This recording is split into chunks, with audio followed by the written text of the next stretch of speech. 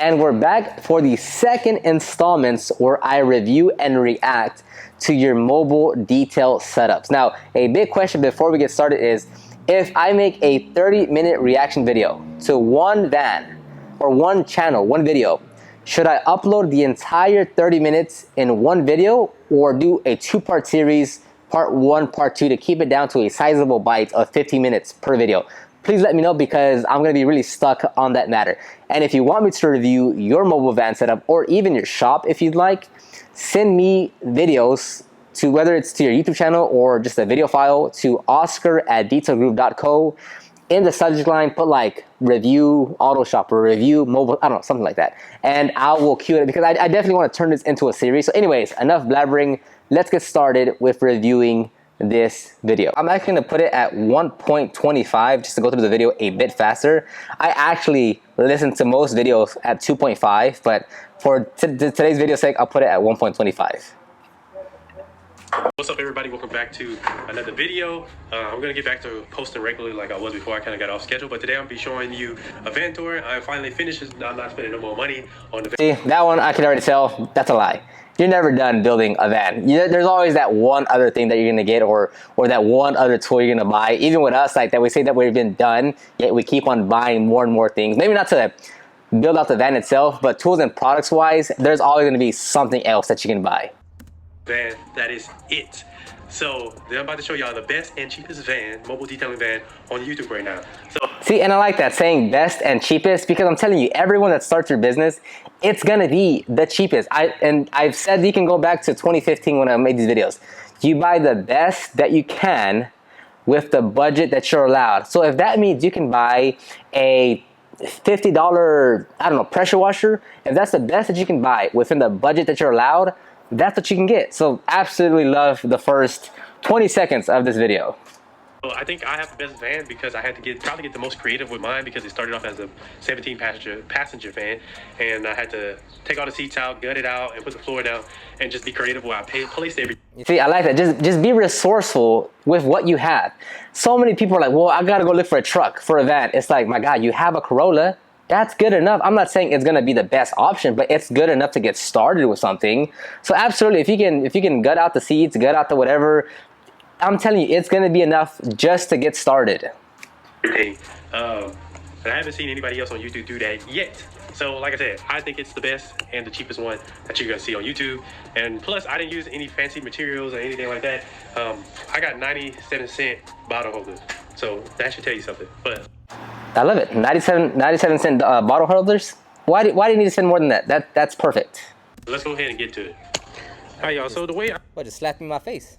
I set my van up, I had a budget of $1,000, and I wanted to be under $1,000. That includes buying new equipment. That includes like anything I had to get for the van, wood, everything, pretty much. That was my budget, and I didn't want to go over that. I didn't want to get near that. So yeah, something you have to look out for is that when you say you have a budget in mind, it's very easy to be like, well, all right, it's $1,000, but you know, if I spend just another $200, I can get the better vacuum, and if I spend another $150, I get the better polisher. And if I just spend an additional $80, I get to have this.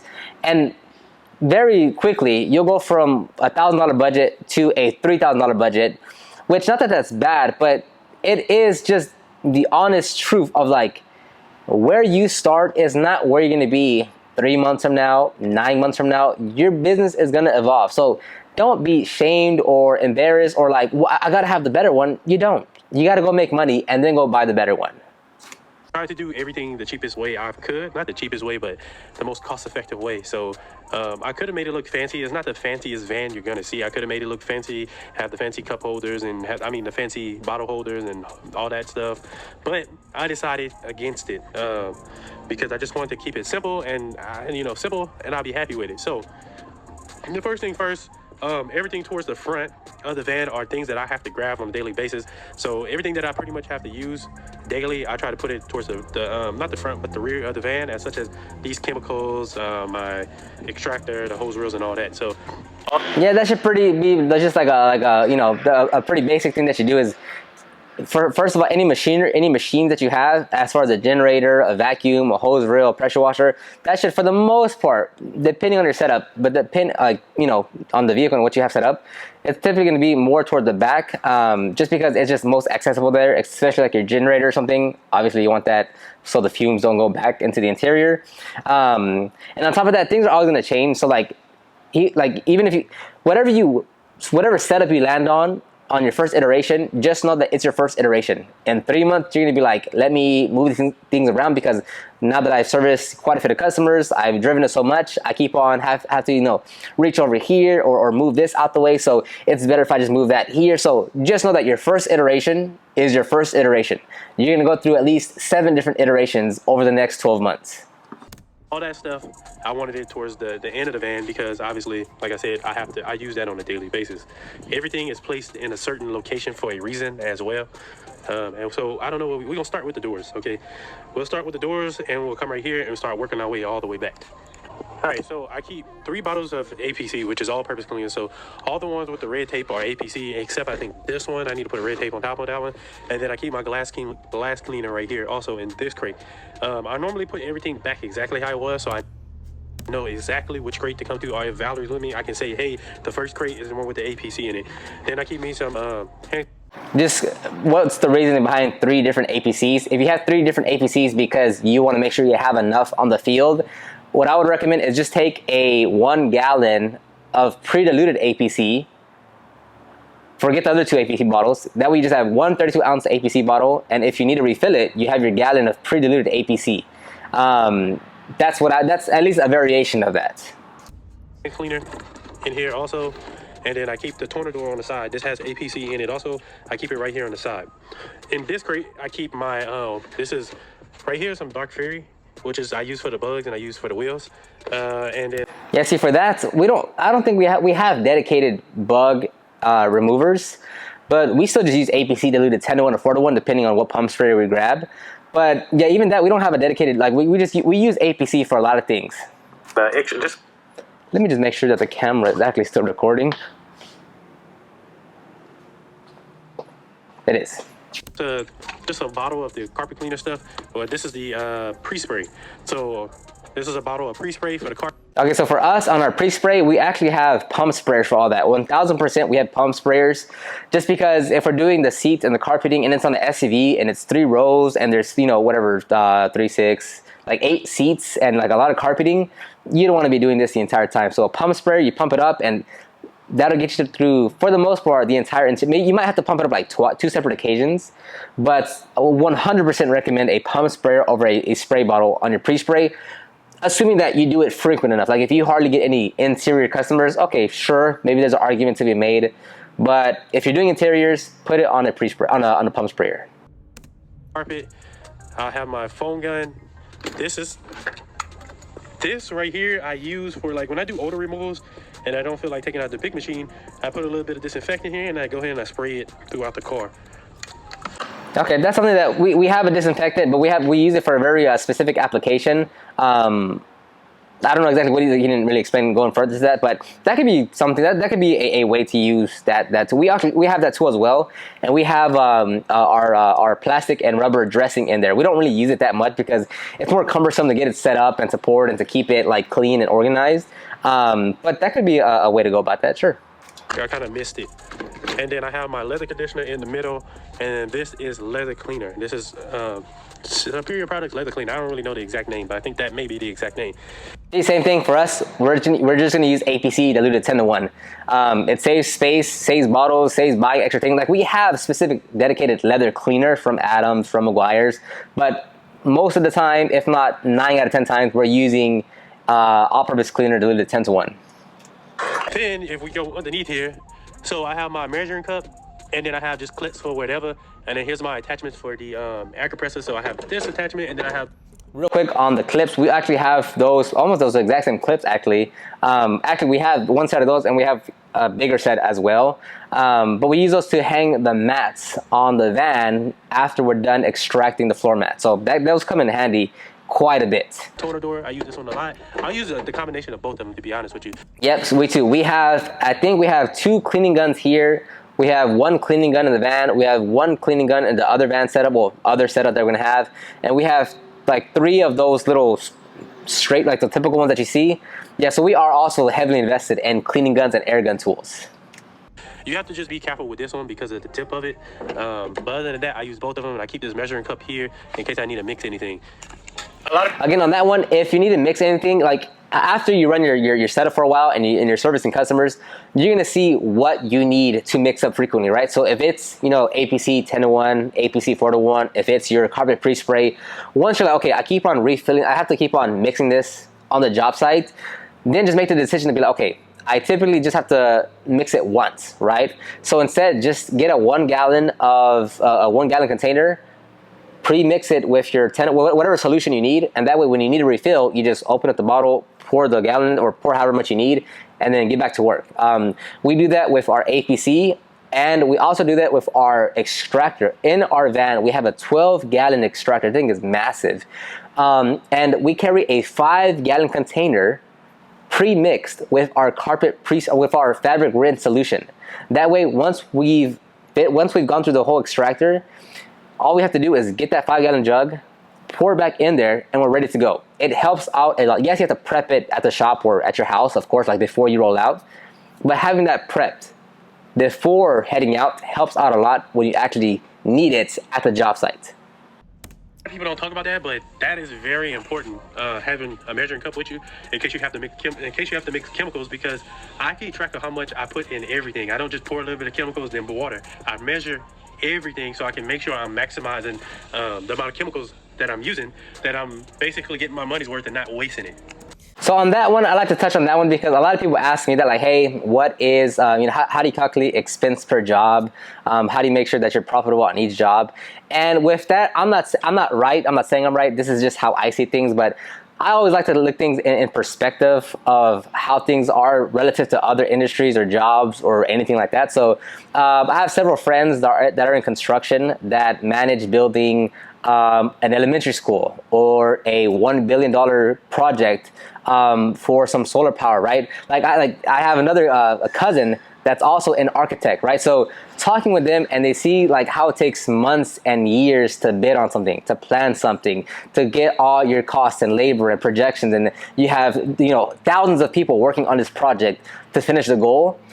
That just kind of shrinks everything down to me of like, we just clean cars, right? It's a $14 gallon of APC, right? So I don't get stuck into the weeds of like what's every single dollar that's happening in the operations, as far as like, hey man, you use, you diluted it 4-to-1 and it should have been 10-to-1. We're supposed to be saving money. I'm not gonna get that intricate, because just out of perspective, it's like, it's not that big of a deal relative to like how others run, like how crazy it is to track expenses. I'm gonna keep things, not that I'm saying that I don't pay attention at all, but I'm saying I don't track like that personally. Again, I'm not saying I'm wrong, I'm not saying I'm right, I'm just saying that's what I do based on how I just kind of see things with different perspectives based on like other industries.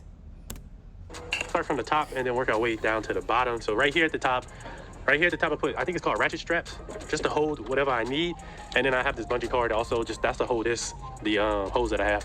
But right here, this is all my spray waxes. This is the Superior Products Formula 4 spray wax. And then this is the Show Shine wax. So it depends on the day and how I'm feeling. I use a combination. Sometimes I may use this one. This one helps beat up the water when it's hot. And then sometimes I use this one. If it's really, really hot, I'm using the Formula 4. If it's not so hot and the car's been in shade and it's cool, I'm using this one. And then, of course, I have the bungee cord, and I put my tripod right here, so if I need to record, I don't have to go to the front. I just come back here, grab my... Yep, I remember those days, carrying the tripod everywhere. Man, I've gone through some battles recording out there. I know people are like, how do I start a YouTube channel with my detailing business? I'm like, man, you're taking on a completely different other challenge when you want to incorporate videos into detailing. Like, you're going to spend a lot more time out in the field. You're going to spend a lot of time just getting angles. It's going to, like, eat up a lot of... Like, so it really looks like... You have to make that decision between, do I want to run a detailing business and also be a content creator? Or do I want to be a content creator that focuses on detailing and make money through ad revenue and affiliates, right? Like, at some point, you're going to make that decision of like, which route do you want to take, right? So it's just, I just remember those good old days of like being out there, dead sun, by myself. Fun times. My tripod, and we start recording. And this is my 50-foot hose that I have. So I'm gonna show y'all that in a bit. So, and as you're gonna notice throughout the whole van, everything is held down with bungee cords or some type of ratchet strap or something. Is all held down so it doesn't be bouncing around and all that stuff and tipping over. As you can see that throughout the whole van, except for a few equipment, but those don't really move. So I guess we're gonna start from the left and then go and work our way to the right. So to the left of me is all my car wash stuff, basically. So this is my tire shine. This is the brush for the tire shine. This is my buckets. I have chemical guys buckets. I ain't gonna lie, these buckets are good. I have the chemical guys buckets, and then I have the this little thing to roll it around. I got this from Walmart, and here's my two. Yeah, so we also have those. I believe they're called casters or dollies for the buckets. We have them we literally have 7 of them, and for the mobile van, we do have them on there, but we only have it on one. We don't have it like on multiple buckets, because sometimes depending on the driveway, or not even that, just picking it up, and it can be a bit cumbersome in a not good way.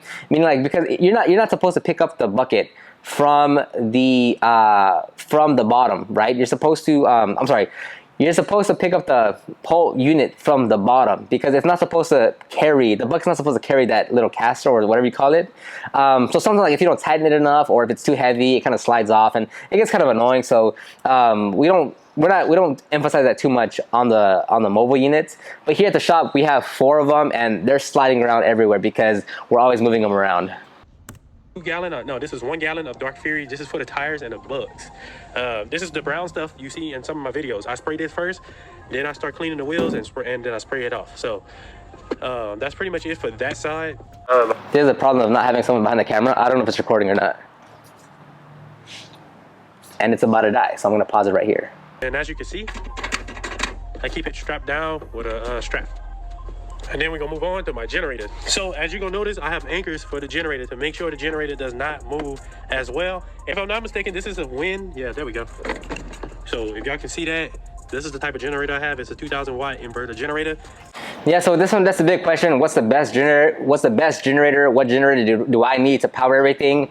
So when I was on my own in the HHR panel, I had a Harbor Freight and a Honda 2,000 watt generator, and it's great to have even just a 2,000 watt generator, but it is weak if you're trying to run multiple machines. For instance, I couldn't run the McCulloch 1385 and the Alka Provac at the same time. So what I would do is, if I needed both, I would first heat up the steamer, right? Get to work. And then if I needed both of them, I would use the steamer, turn off the steamer, turn on the Aquavac, extract, turn off the Aquavac, turn on the steamer. It didn't happen that often that I needed to do that, but there were times where I'm like, I need both of these at the same time, and that's what would happen. So if you have even a pancake compressor, if you have a steamer, even in McCulloch 1275, if you have an Alka Provac, you're not gonna run all that off of a 2,000 watt generator. You're gonna have to pick and choose which one you're gonna run based on where you are in your process.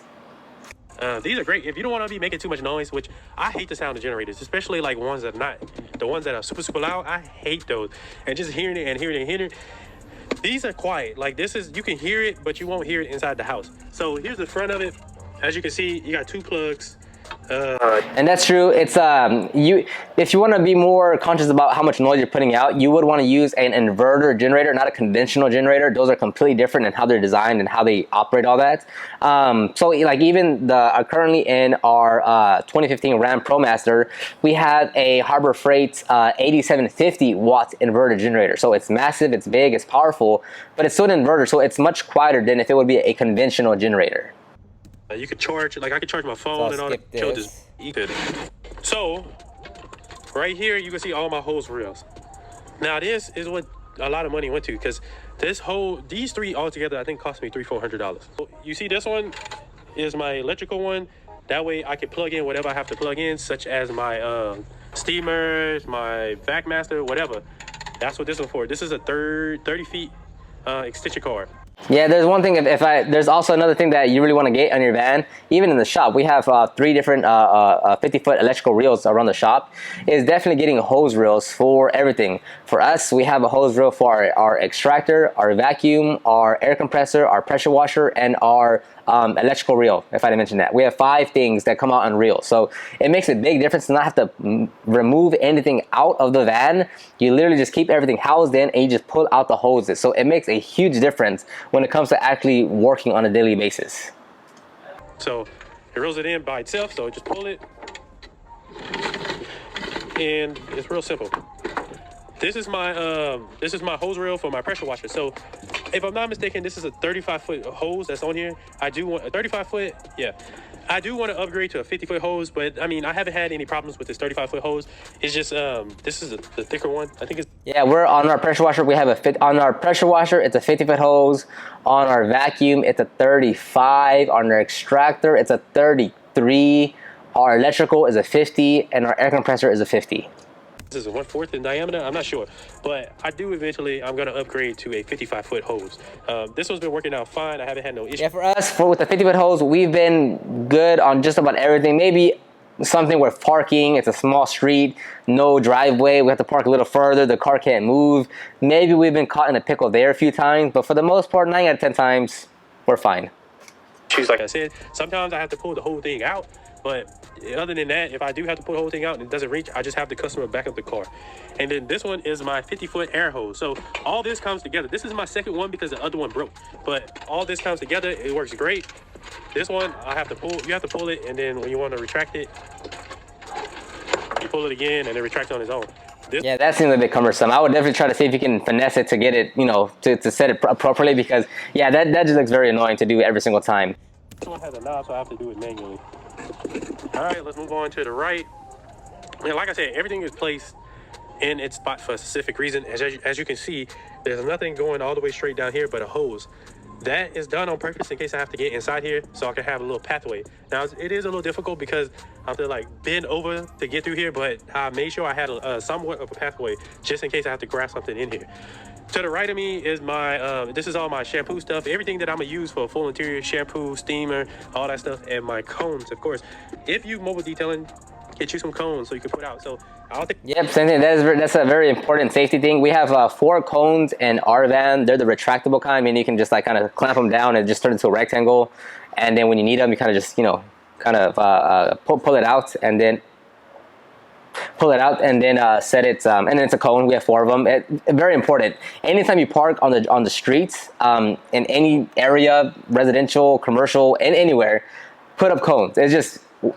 It's a safety thing. You have to do it. Take these cones. I'll put one in front of my van. Sometimes, especially if I'm parked on the side of a road, I'll put and I have these cards running from the side of the road over the sidewalk and onto where the vehicle's at. I'll put cones before and after, just be careful so people know, okay, hey, be cautious. But this is my 2-gallon of pre-spray for my carpet when I do carpet cleaning and seat cleaning. This is my VacMaster 3-in-1.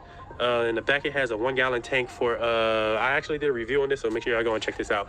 And then I have my McClellan, I could never say the name, but I got the McCulloch. Most expensive one that you can get. I think it was like $2.99. It holds like 64 ounces. Yeah, that's $2.99 here locally, or on Amazon it was $1.99. So yeah, that's a McCulloch 1385. I've had like 4 of those units now.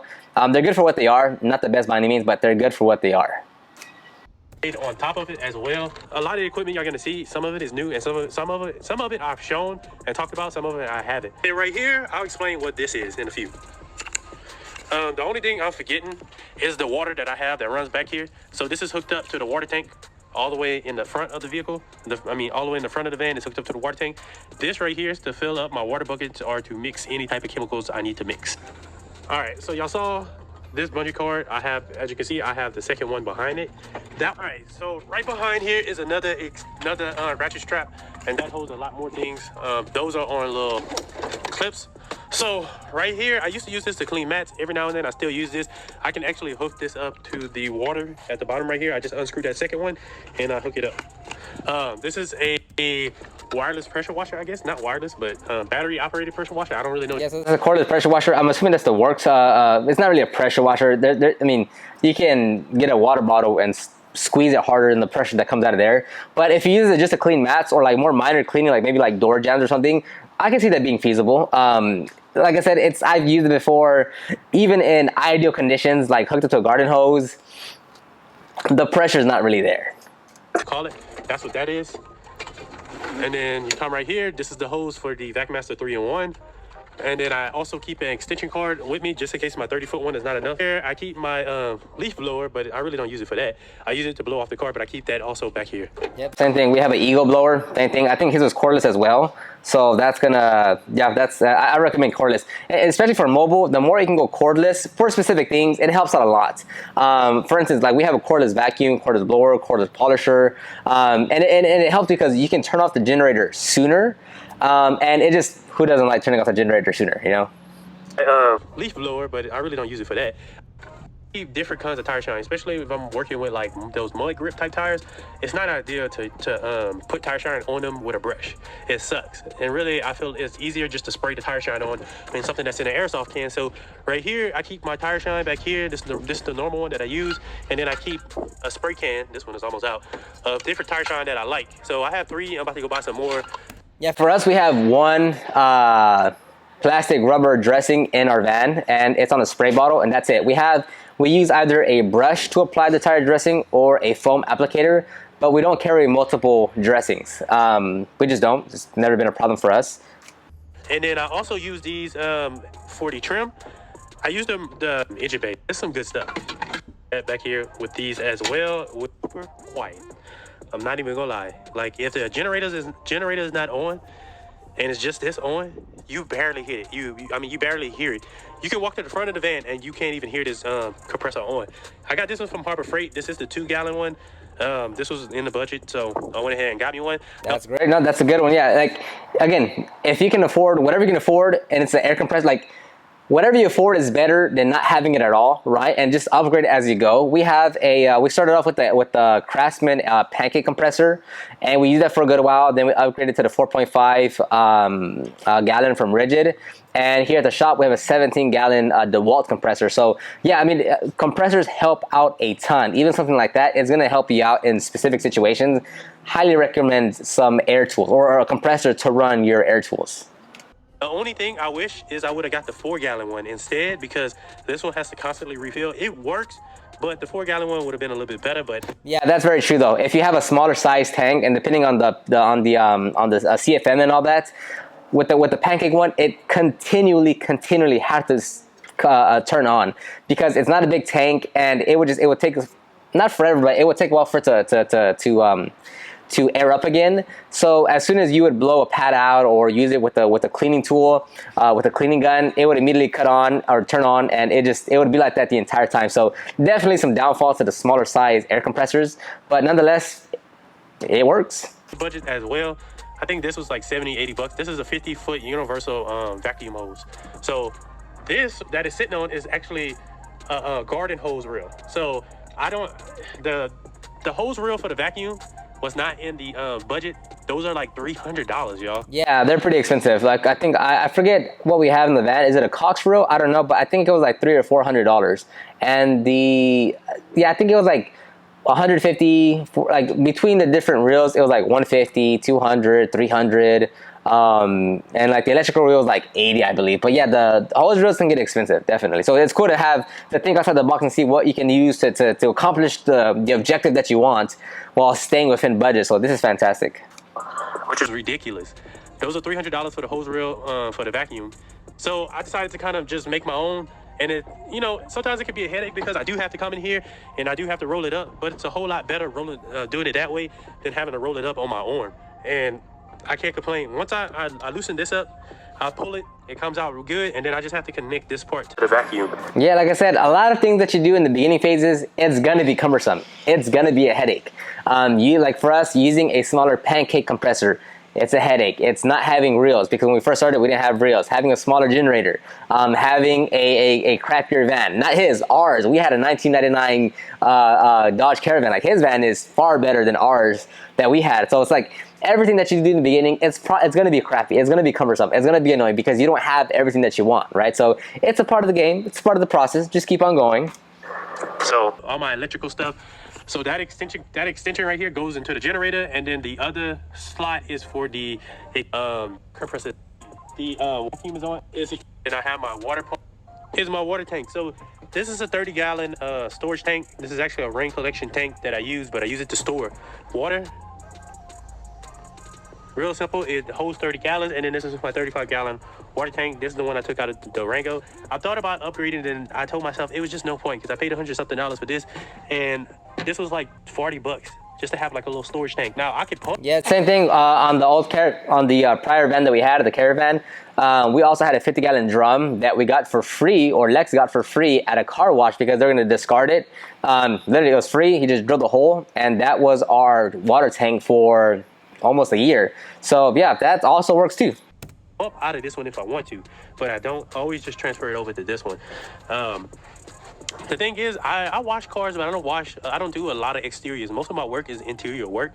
So to me, it just didn't make sense to go and buy a bigger water tank when I really don't need it. Exactly. Yeah. Like for us, we had the 50-gallon water tank for about a year, and over time we were like, man, like we can't add that extra vehicle at the end of the day because we only have 50 gallons of water that we're carrying, and we're gonna do 2 other cars, and that's gonna take up most of the water.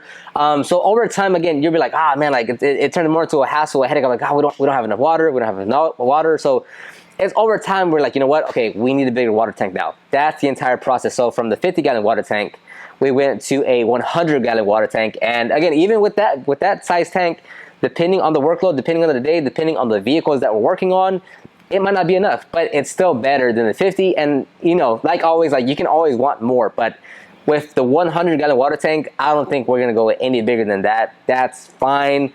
The few times we're caught in a pinch where that's not enough water, it's not even like a blip on the radar. So with the 100-gallon water tank that we have, we're good with that.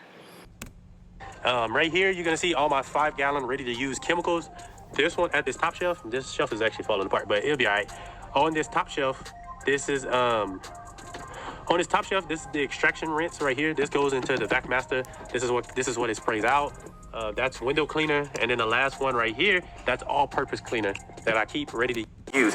Yeah, so on that one, on the pre-spray or the fabric rinse, I forgot what he said, that's fine. But on the window cleaner, it's like, do you use that much window cleaner to where that you need it in stock in your van at all times, and you can't free that up for something else, right? Like, can you just keep that in your garage? So like I said, if you need to refill something, can you just take a 1-gallon container? Because I just don't see you using that much glass cleaner in a day, you know? I could be wrong, but it's just one of those things where, like, could you just replace that with something else, or does it even need to be in the van in the first place? So it can work, but even for us, we don't carry a 5-gallon anything other than that one container to refill the extractor, because the extractor is 12 gallons. But other than that, we don't carry anything bigger than a 1-gallon container in our van. Now you'll see that these two have a hose hooked up to them. Remember that hose I had in the front? Remember the hose that I had in the front? Well, it's hooked up to, this is where it come up to. So that hose right here goes around and comes out to the front. So all I gotta do is open up the breather line right here, and I can go ahead and start pumping all-purpose cleaner to the front in case we use all 3 bottles, or when I'm refilling at night, it makes things a whole lot faster. Yeah, so with us, like we have two techs in the van, and we carry we have 2 APC bottles just because there's 2 of us.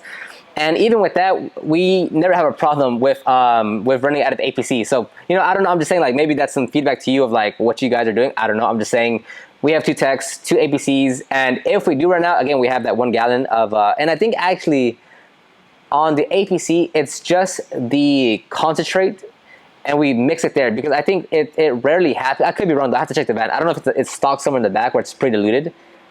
I don't know. Forget everything I just said. I have no idea where I was going with that. This crate right here, this is just chemicals that I don't necessarily use on a daily removal. This is a paint. I feel like foam. Okay, these are just chemicals now. Okay, I'll go ahead and end it right there just because I think this is going to turn out to be a very long video. So I don't know if I'm going to cut this to 2 videos. Let me know in the comment section down below. Should I make this to one, 30-minute video? Or should I cut it to 2 15-minute videos? Please let me know in the comment section down below so I know what type of content I should create. I will link down Mr. Mo Nation in the video description below to check him out. But please let me know in the comment section. 1 30-minute video or 2 15-minute videos. I need to know that to know how I should structure these videos moving forward. Let me know in the comment section down below what you would advise to his unit, or if you want me to review your van setup, send me an email to oscar@detailgroove.co, put in the subject line mobile detail van, I don't know, something like that, and at some point I will queue it up. All right, thanks everyone. I'll see you guys on the next one.